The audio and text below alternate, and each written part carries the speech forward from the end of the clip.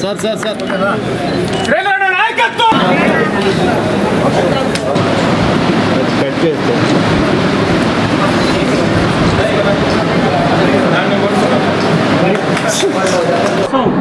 వాళ్ళ రుణం తీర్చుకునేదానికి ఏదైనా ఒక శాశ్వత కట్టడం ఒకటి ఇక్కడ నిర్మించాలని ఆ రోజు అనుకున్నాం.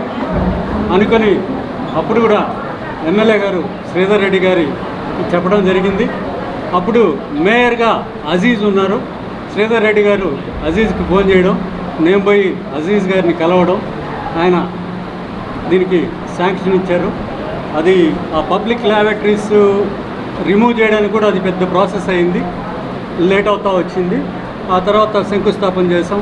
శంకుస్థాపన చేసిన తర్వాత ఒక కాంట్రాక్టరు కొంతకాలం పనిచేసి ఆయన చేయలేక ఆపేశాడు. తర్వాత ఇంకో కాంట్రాక్టర్ని పిలిచాం.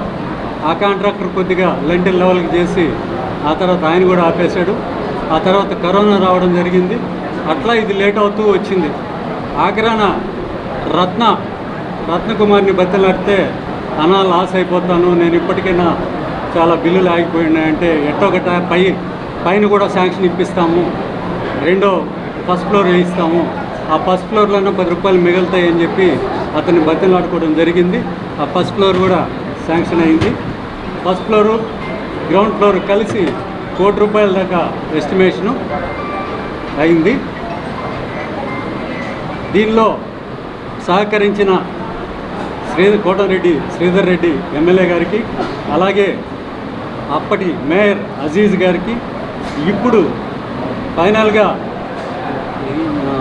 దీనికి సహకరించిన సోదరుడు గిరిధర్ రెడ్డి గారికి, అలాగే మాజీ మేయర్ సోదరి భానుశ్రీ గారికి, మేయర్ సుజాత గారికి, అలాగే ఇక్కడ ప్రజలు కూడా, ఈ ప్రాంత ప్రజలు కూడా చాలా సహకారం అందించారు.